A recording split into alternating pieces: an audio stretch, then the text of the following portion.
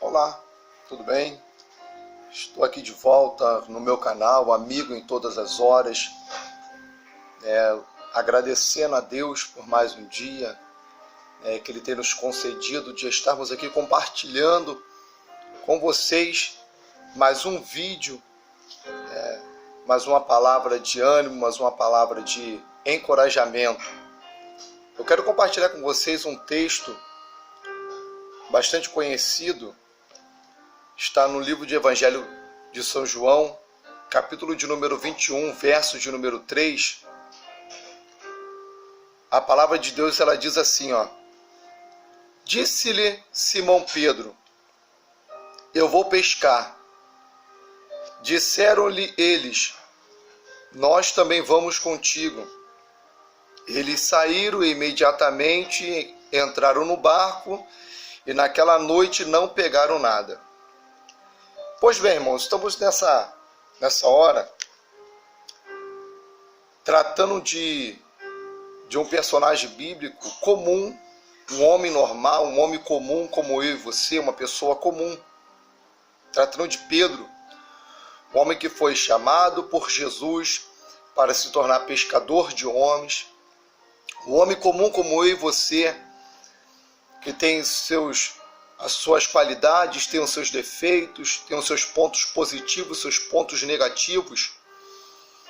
Nós vamos ver que ao decorrer da história do ministério de Pedro, com Jesus, ele vai desfrutar de algumas experiências essas que vão marcar o ministério de Pedro, como na pesca maravilhosa, que está no Evangelho de São Lucas, capítulo de número 5, aonde ele foi comissionado naquele dia a ser pescador de homens, depois de ter uma madrugada de frustração, aonde lançou a rede a noite toda e não pescou nada. Mas quando Jesus se apresentou ali perante ele e mandou ele voltar às águas profundas e lançar novamente a rede, nós vamos ver ali que Pedro pegou uma grande quantidade de peixes e foi chamado para se tornar pescador de homens. Ali iniciou o ministério de Pedro, onde Pedro passou a ser chamado de discípulo de Jesus. Nós vamos ver Pedro recebendo Jesus em casa e Jesus curando a sua sogra. Nós vamos ver esse mesmo Pedro sendo enviado por Jesus, juntamente com mais um discípulo, para poder pregar o Evangelho nas cidades circunvizinhas, quando ele comissiona os 12 discípulos e manda eles irem de dois em dois e pregar o Evangelho, curando os enfermos, expulsando os demônios. E o texto vai dizer que Pedro ele participa dessa experiência. O Senhor de fato usa, e Pedro ele vai adquirindo algumas experiências no ministério de Jesus. Pedro está em alto mar juntamente com os discípulos. Jesus está vindo caminhando por cima das águas. Os discípulos se assustam e de repente Jesus ele fala: calma, sou eu mesmo. Pedro entende isso e fala assim: se é o Senhor mesmo, permita que eu vá até o Senhor por cima das águas. Jesus ele permite, Pedro vai andando por cima das águas. Ele olha para o vento, ele atenta para o vento, atenta para a altura das ondas, sente pavor, sente medo como qualquer ser humano, tendo aquela experiência iria sentir, afunda. Jesus pega na mão dele, coloca ele dentro do barco, e isso Pedro vai desfrutando de algumas experiências, como no Monte da Transfiguração, que Pedro vai ver Jesus transfigurado em um corpo glorioso. Então, nós vamos ver que Pedro cheio de experiência, mas esse homem que ele era levado pelo impulso, ele era um homem que era levado pelo momento, pelo calor das situações, e ele muitas das vezes tomava algumas atitudes precipitadas. Ele vai ser advertido a ter cuidado com as atitudes, porque quando Jesus ele vai declarar que ele tinha que ir para Jerusalém, ser entregue nas mãos dos salteadores, ali ele iria padecer na mão daqueles homens, Pedro ele diz que, se preciso for, ele estaria disposto a morrer por Jesus. É onde Jesus ele vai declarar: Pedro, tu está equivocado, porque na verdade ainda essa noite, antes que o galo cante, 3 vezes tu me negará. Pedro não dá muita ênfase, não acredita muito nisso, até por causa da sua autoconfiança. Esse é um problema de Pedro. a autoconfiança dele fazia com que ele não atentasse para os ensinamentos, muitas das vezes, de Jesus, para as orientações. E eu creio que você que está me ouvindo, você já ouviu falar dessa passagem onde Pedro, ele acaba tendo essa experiência amarga quando ele nega Jesus, né? E ele fica totalmente amargurado, fica triste, abatido. Na minha concepção, Pedro, ele imagina que o seu ministério está falido, porque ele é um homem que foi chamado para ser pescador de homens, que tinha um ministério exemplar, que desfrutou de experiências no monte, em alto mar, desfrutou de experiência orando, expulsando demônios. Ele desfrutou de experiências, né, extraordinárias com Jesus, e agora negou. E agora ele está deprimido, está triste. E no capítulo de número 21 de João, no verso de número 3, onde nós lemos, você vai ver que Pedro está juntamente com alguns outros discípulos, e o texto vai dizer que no verso 2, Simão Pedro está com Tomé, Natanael, os filhos de Zebedeu, que é João e Tiago, e outros 2 discípulos, aqui no mar da Galileia, em Tiberíades. E o texto vai dizer aqui que Pedro está triste. Pedro aqui está deprimido, a ponto que a atitude que ele toma demonstra que ele está de fato angustiado. O texto vai dizer no verso 3 que Simão Pedro, ele vai virar para os seus amigos, os discípulos, vão dizer assim, eu vou pescar. Sendo que ali tinha pessoas do mesmo ofício que ele. Sendo que ali tinha pessoas que era sócio dele na pescaria, como Tiago e João. E ele poderia muito bem estender o convite, dizer assim, vamos pescar? Ou vocês querem ir pescar comigo? Só que naquele momento Pedro está querendo ficar sozinho, e ele exclui os discípulos, e ele está querendo se isolar, ele está querendo ficar sozinho. Só que os discípulos ali percebem o momento de Pedro, e entendem que não é o momento de Pedro ficar sozinho. E o texto vai dizer que eles vão dizer assim, e eles saíram, e eles disseram, nós também vamos contigo. Não fomos convidados, mas entendemos que tu não pode ficar sozinho.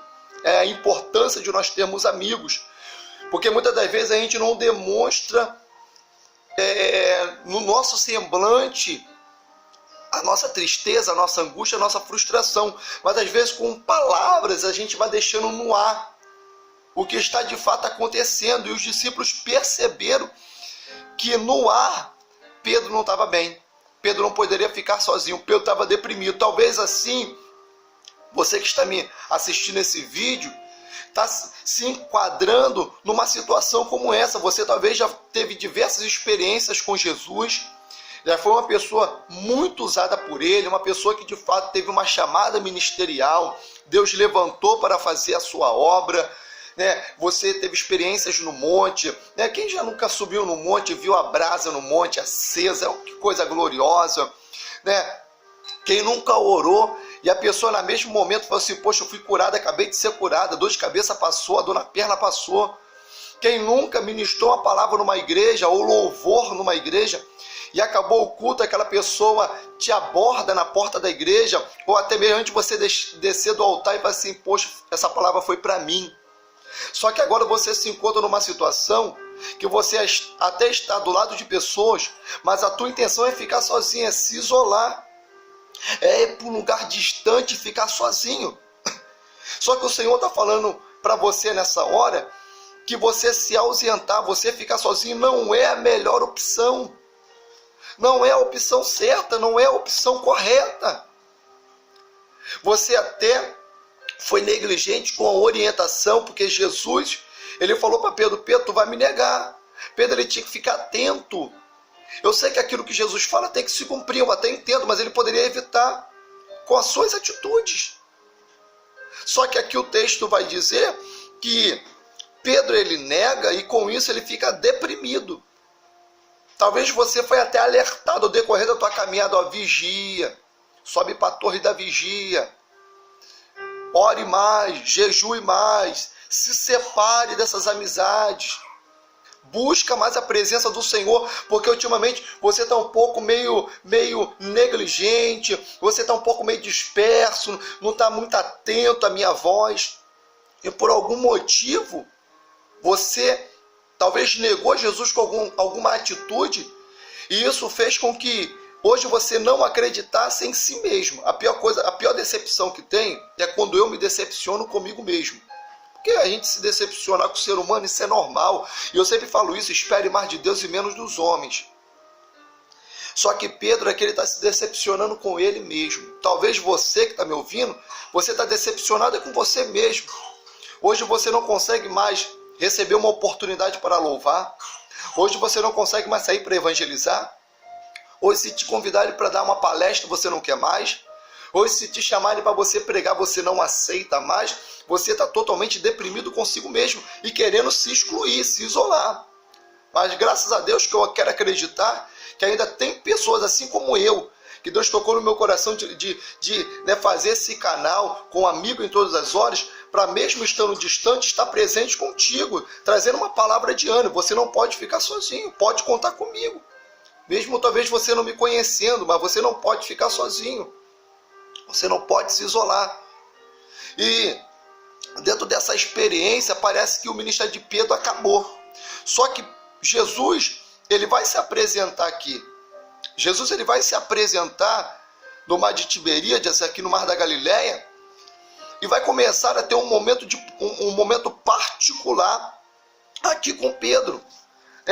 A Bíblia, ela é muito linda, porque às vezes nós de fato nós nos decepcionamos com a gente mesmo, nos decepcionamos com algumas atitudes, nos decepcionamos às vezes com algo que não aconteceu dentro do nosso tempo. Só que quando Jesus ele vai parar agora para conversar com Pedro, a partir do verso 15, Jesus ele vai fazer 3 perguntas para Pedro.